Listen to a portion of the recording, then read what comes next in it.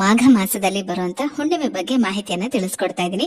ಯಾವ ದಿನ ಹುಣ್ಣಿಮೆ ಆಚರಣೆಯನ್ನ ಮಾಡಬೇಕು, 1ನೇ ತಾರೀಕ ಅಥವಾ 2ನೇ ತಾರೀಕ? ಯಾಕಂದ್ರೆ ಹುಣ್ಣಿಮೆ ತಿಥಿ ಯಾವಾಗ ಪ್ರಾರಂಭ ಆಗುತ್ತೆ, ಯಾವಾಗ ಮುಕ್ತಾಯ ಆಗುತ್ತೆ ಅದನ್ನ ತಿಳ್ಕೊಂಡ್ರೆ ಉದಯ ತಿಥಿಯ ಆಧಾರದ ಮೇಲೆ ಯಾವ ದಿನ ಹುಣ್ಣಿಮೆಯನ್ನ ಆಚರಣೆ ಮಾಡಬೇಕು ಅನ್ನೋದು ಕೂಡ ಗೊತ್ತಾಗುತ್ತೆ. ಹಾಗಾಗಿ ವಿಡಿಯೋನ ಸ್ಕಿಪ್ ಮಾಡದೆ ನೋಡಿ. ಮಾಘ ಮಾಸದ ಹುಣ್ಣಿಮೆ ತುಂಬಾನೇ ವಿಶೇಷ. ಯಾವ ರೀತಿ ಆಚರಣೆ ಮಾಡಬೇಕು, ಈ ದಿನದ ಮಹತ್ವ ಏನು, ಪ್ರತಿಯೊಂದನ್ನು ಕೂಡ ವಿವರವಾಗಿ ತಿಳಿಸಿದ್ದೀನಿ. ಅದಕ್ಕಿಂತ ಮೊದಲು ನೀವು ಈ ಕಥೆನ ಕೇಳಬೇಕು. ಯಾಕೆಂದ್ರೆ ಹುಣ್ಣಿಮೆ ಪೂಜೆ ಯಾಕೆ ಅಷ್ಟೊಂದು ಪ್ರಾಮುಖ್ಯತೆಯನ್ನ ಹೊಂದಿದೆ, ಯಾಕೆ ನಾವು ಹುಣ್ಣಿಮೆ ಪೂಜೆನ ಮಾಡಬೇಕು ಅನ್ನೋದಕ್ಕೆ ಈ ಕಥೆನ ಕೇಳಿದ್ರೆ ಖಂಡಿತ ನಿಮಗೆ ಅರ್ಥ ಆಗತ್ತೆ. ಕಾಂತಿಕ ಅನ್ನುವಂತ ಗ್ರಾಮದಲ್ಲಿ ಧನೇಶ್ವರ ಅನ್ನುವಂತ ಒಬ್ಬ ಬಡ ಬ್ರಾಹ್ಮಣ ಹೆಂಡತಿ ಜೊತೆಗೆ ವಾಸ ಮಾಡ್ತಾ ಇರ್ತಾನೆ. ಅವನು ಜೀವನ ನಿರ್ವಹಣೆಗಾಗಿ ದಾನವನ್ನ ಬಯಸ್ತಾ ಇರ್ತಾನೆ. ತುಂಬಾ ವರ್ಷ ಆದ್ರೂ ಕೂಡ ಅವನಿಗೆ ಮಕ್ಕಳಾಗಿರೋದಿಲ್ಲ. ಆಗ ನೆರೆಹೊರೆಯವರೆಲ್ಲರೂ ಕೂಡ ಆತನ ಹೆಂಡತಿಯನ್ನ ಮಕ್ಕಳಿಲ್ದವಳು ಹಾಗೆ ಹೀಗೆ ಅಂತ ತುಂಬಾನೇ ಆಡ್ಕೊಳ್ತಾ ಇರ್ತಾರೆ. ಇದರಿಂದ ತುಂಬಾನೇ ನೊಂದುಕೊಂಡಂತ ದಂಪತಿಗಳು ತುಂಬಾ ದುಃಖ ಪಡ್ತಾ ಇರ್ತಾರೆ. ಆಗ ಒಬ್ಬ ಯೋಗಿಗಳು ಅವರ ಮುಂದೆ ಕಾಣಿಸ್ಕೊಳ್ತಾರೆ. ಅವರನ್ನ ನೋಡಿ ಅವರ ಹತ್ರ ತಮ್ಮ ದುಃಖನ ಹೇಳ್ಕೋಬೇಕು, ಏನಾದ್ರೂ ಪರಿಹಾರ ಸಿಗಬಹುದು ಅಂತ ಹೇಳಿ ಆ ದಂಪತಿಗಳು ಆ ಯೋಗಿಗಳ ಹತ್ರ ತಮ್ಮ ನೋವನ್ನ ಹೇಳ್ಕೊಳ್ತಾರೆ. ಈ ರೀತಿ ನಮ್ಗೆ ಮಕ್ಕಳಿಲ್ಲ, ಮದುವೆಯಾಗಿ ಇಷ್ಟು ವರ್ಷ ಆಗಿದೆ ಅಂತೆಲ್ಲ ಹೇಳ್ಕೊಳ್ತಾರೆ.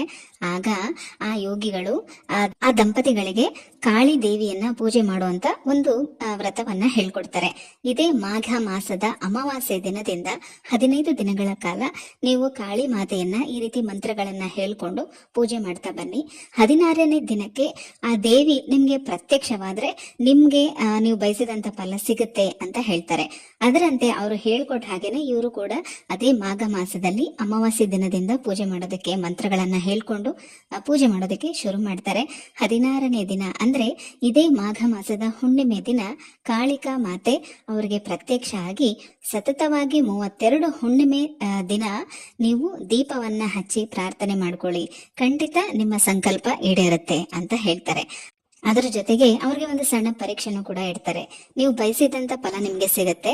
ನೀವ್ ಏನು ಪುತ್ರ ಸಂತಾನ ಬೇಡ್ತಾ ಇದ್ದೀರಾ ಅದೇ ನಿಮ್ಗೆ ಆಗತ್ತೆ. ಆದ್ರೆ ಆ ಮಗು ಅವಿದ್ಯಾವಂತ ಅಂದ್ರೆ ಅಜ್ಞಾನಿ ಆಗಿರ್ತಾನೆ, ಜೊತೆಗೆ ಅಲ್ಪಾಯುಷಿ ಆಗಿರ್ತಾನೆ ಅಂತ ಹೇಳ್ತಾರೆ. ಮಕ್ಕಳಿಲ್ಲ ಅನ್ನೋ ಅಪವಾದಕ್ಕಿಂತ ಅಲ್ಪಾಯುಷಿ ಆದ್ರೂ ಪರವಾಗಿಲ್ಲ, ಒಂದು ಮಗುಗೆ ನಾನು ಜನ್ಮ ಕೊಡ್ಲೇಬೇಕು ಅಂತ ಹೇಳಿ ಆಕೆ ಒಪ್ಕೊಳ್ತಾರೆ. ಇದಾದ ನಂತರ ಅವರು 32 ಹುಣ್ಣಿಮೆ ದೀಪ ಹಚ್ಚಿ ಶಕ್ತಿ ದೇವತೆಯನ್ನ ಆರಾಧನೆ ಮಾಡ್ತಾರೆ. ಅದರ ಫಲವಾಗಿ ಅವರು ಗಂಡು ಮಗುವನ್ನ ಪಡಿತಾರೆ. ಕಾಳಿ ಮಾತೆಯ ವರದಿಂದ ಹುಟ್ಟಿದ ಮಗು ಅಂತ ಹೇಳಿ ಆ ಮಗುಗೆ ಕಾಳಿದಾಸ ಅಂತ ಹೆಸರಿಡ್ತಾರೆ. ಈ ಕತೆ ಅಲ್ಪ ಸ್ವಲ್ಪ ನೀವೆಲ್ಲರೂ ಕೇಳೇ ಇರ್ತೀರ ಅಲ್ವಾ? ಹಾಗೇನೆ 16ನೇ ವಯಸ್ಸು ಆಗ್ತಾ ಇದ್ದ ಹಾಗೆ ತಂದೆ ತಾಯಿಗಳಿಗೆ ಗೊತ್ತಿರುತ್ತೆ ಮಗು ಹೇಗಿದ್ರು ಅಲ್ಪಾಯುಷಿ, ಅವನ ಮುಂದಿನ ದಿನಗಳನ್ನ ಕಾಶಿಯಲ್ಲೇನೆ ಕಳಿಬೇಕು, ಅವನಿಗೆ ಮುಕ್ತಿ ಸಿಗೋದಾದ್ರೆ ಅಲ್ಲೇ ಸಿಗಲಿ, ಮುಂದಿನ ಜನ್ಮದಲ್ಲಾದ್ರೂ ಪೂರ್ಣಾಯುಷಿಯಾಗಿ ಅವನು ಹುಟ್ಲಿ ಅಂತ ಅನ್ಕೊಂಡು ಆ ಮಗುವನ್ನ ಕಾಶಿಗೆ ಕಳಿಸ್ಬಿಡ್ತಾರೆ. ಅಲ್ಲಿ ನಡೆದಿದ್ದೇ ಪವಾಡ. ಕಾಳಿದಾಸನ ಅಂತ್ಯದ ದಿನ ಕೂಡ ಬಂದ್ಬಿಡ್ತು. ಮೃತ್ಯು ದೇವತೆ ಅವನ ಮುಂದೆ ಬಂದು ನಿಂತ್ಕೊಂಡ್ರು ಕೂಡ ತನ್ನ ಕೆಲಸವನ್ನ ಮಾಡೋದಕ್ಕೆ ಸಾಧ್ಯನೇ ಆಗ್ಲಿಲ್ಲ. ಯಾಕೆ ಅಂತಂದ್ರೆ ಅವರ ತಂದೆ ತಾಯಿ ಮಾಡಿದ್ದಂತ ಹುಣ್ಣಿಮೆ ಪೂಜೆಯ ಫಲವಾಗಿ ಮೃತ್ಯು ಕೂಡ ಅವನ ಹತ್ರ ಬರೋದಕ್ಕೆ ಸಾಧ್ಯ ಆಗ್ಲಿಲ್ಲ.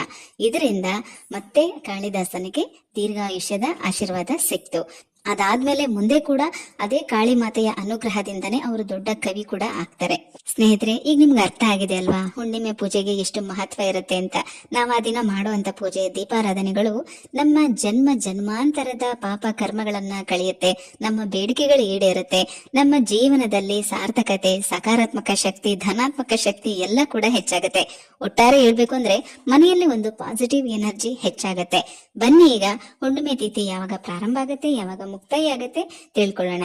ಇದೇ ಫೆಬ್ರವರಿ 1ನೇ ತಾರೀಕು ಭಾನುವಾರ ಬೆಳಗಿನ ಜಾವ 5:50 ಹುಣ್ಣಿಮೆ ತಿಥಿ ಪ್ರಾರಂಭ ಆಗತ್ತೆ. ಮತ್ತೆ ಫೆಬ್ರವರಿ 2ನೇ ತಾರೀಕು ಬೆಳಗಿನ ಬ್ರಾಹ್ಮಿ ಮುಹೂರ್ತ 3:30 ಮುಕ್ತಾಯ ಆಗ್ಬಿಡತ್ತೆ.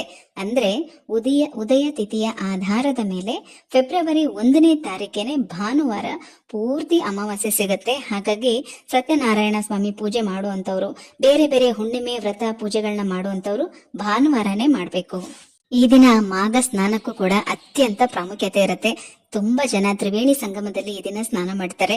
ಇಲ್ಲಿ ಬೆಂಗಳೂರಿನಲ್ಲಾದ್ರೆ ಶ್ರೀರಂಗಪಟ್ಟಣದಲ್ಲಿ ಸ್ನಾನ ಮಾಡ್ತಾರೆ. ಅಲ್ಲದೆ ಪ್ರಯಾಗ್ರಾಜ್ನಲ್ಲೂ ಕೂಡ ಸ್ನಾನ ಮಾಡಬಹುದು. ಮೂರು ನದಿಗಳು ಒಟ್ಟಿಗೆ ಸೇರುವಂತ ಜಾಗ ಇದು. ಹಾಗಾಗಿ ಎಲ್ಲಿ ಸಾಧ್ಯ ಆಗುತ್ತೋ ಅಲ್ಲಿ ನದಿ ಸ್ನಾನಗಳನ್ನ ಮಾಡಬಹುದು.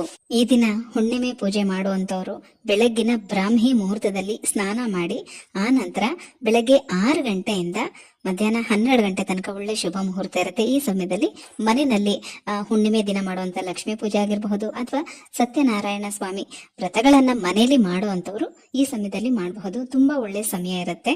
ಹಾಗೆ ನದಿ ಸ್ನಾನಕ್ಕೆ ಅಂತ ಹೊರಗಡೆ ಎಲ್ಲೋ ಹೋಗೋದಿಕ್ಕಾಗಲ್ಲ ಅನ್ನೋರು ಮನೆಯಲ್ಲೇ ಕೂಡ ಮಾಘ ಸ್ನಾನವನ್ನ ಮಾಡಬಹುದು. ಬೆಳಗ್ಗೆ 4 ಗಂಟೆಯಿಂದ 5:30 ಒಳಗಾಗಿ ಸ್ನಾನ ಮಾಡಬೇಕು. ಸ್ನಾನ ಮಾಡೋದಕ್ಕಿಂತ ಮೊದಲು ನೀರನ್ನ ಕೈಯಲ್ಲಿ ಇಟ್ಕೊಂಡು ಗಂಗೆ ಮಂತ್ರನ ಹೇಳ್ಕೋಬೇಕು. ಗಂಗೆ ಚ ಯಮುನೆ ಚೈವ ಗೋದಾವರಿ ಸರಸ್ವತಿ ನರ್ಮದೆ ಸಿಂಧು ಕಾವೇರಿ ಜಲಸ್ಮಿನ್ ಸನ್ನಿಧಿಂ ಕುರು ಅಂತ ಹೇಳ್ಕೊಂಡು ನೀರನ್ನ ಹಾಕೋಬೇಕು. ಈ ರೀತಿ ಮಾಡೋದ್ರಿಂದ ತುಂಬಾ ಒಳ್ಳೆ ಪುಣ್ಯ ಫಲಗಳೇ ಸಿಗತ್ತೆ. ಹಾಗಾಗಿ ಮನೆಯಲ್ಲೇ ಮಾಘ ಸ್ನಾನವನ್ನ ಮಾಡುವಂತವ್ರು ಬೆಳಗ್ಗೆ 4 ಗಂಟೆಯಿಂದ 5:30 ಒಳಗಾಗಿ ಸ್ನಾನ ಮಾಡಬೇಕು. ಆಮೇಲೆ ನಿಮ್ಮ ಪೂಜಾ ಸಿದ್ಧತೆ ಎಲ್ಲ ಮಾಡ್ಕೊಳ್ಳಿ. ಸೂರ್ಯೋದಯ ಸಮಯದಲ್ಲಿ ಸೂರ್ಯನಿಗೆ ಅರ್ಘ್ಯವನ್ನ ಅರ್ಪಿಸಿ ನಮಸ್ಕಾರ ಮಾಡಿ ನಿಮ್ಮ ಪೂಜೆಯನ್ನ ಮಾಡ್ಕೋಬಹುದು. ಬೆಳಗ್ಗೆ 6 ಗಂಟೆಯಿಂದ 12 ಗಂಟೆ ತನಕ ಒಳ್ಳೆ ಶುಭ ಮುಹೂರ್ತ ಇರುತ್ತೆ. ಈಗಾಗಲೇ ಹುಣ್ಣಿಮೆ ದಿನ ಮಾಡುವಂತ ಲಕ್ಷ್ಮೀ ಪೂಜೆಗಳು ಸಾಕಷ್ಟು ವಿಡಿಯೋ ಶೇರ್ ಮಾಡಿದ್ದೀನಿ. ಯಾರೆಲ್ಲ ಮಾಡ್ತಾ ಇದ್ದೀರಾ ಈ ಮಾಘ ಮಾಸದಲ್ಲಂತೂ ಮಿಸ್ ಮಾಡ್ಕೊಳ್ಳೇಬೇಡಿ. ಮುಂದಿನ ವಿಡಿಯೋಗಳಲ್ಲಿ ಇದ್ರ ಬಗ್ಗೆ ಕೂಡ ಹೆಚ್ಚಿನ ಮಾಹಿತಿಯನ್ನ ತಿಳಿಸ್ತಾ ಹೋಗ್ತೀನಿ. ಅಲ್ಲದೆ ಈ ಮಾಘ ಹುಣ್ಣಿಮೆಯನ್ನ ಭರತ ಹುಣ್ಣಿಮೆ ಅಂತ ಕೂಡ ಹೇಳ್ತಾರೆ. ಹಾಗಾಗಿ ಈ ದಿನ ತುಂಬಾ ವಿಶೇಷ. ಅಂದ್ರೆ ರೇಣುಕಾ ಯಲ್ಲಮ್ಮ ದೇವಿಯನ್ನ ಕೂಡ ಆರಾಧನೆ ಮಾಡ್ಲಾಗತ್ತೆ. ಈ ಎಲ್ಲ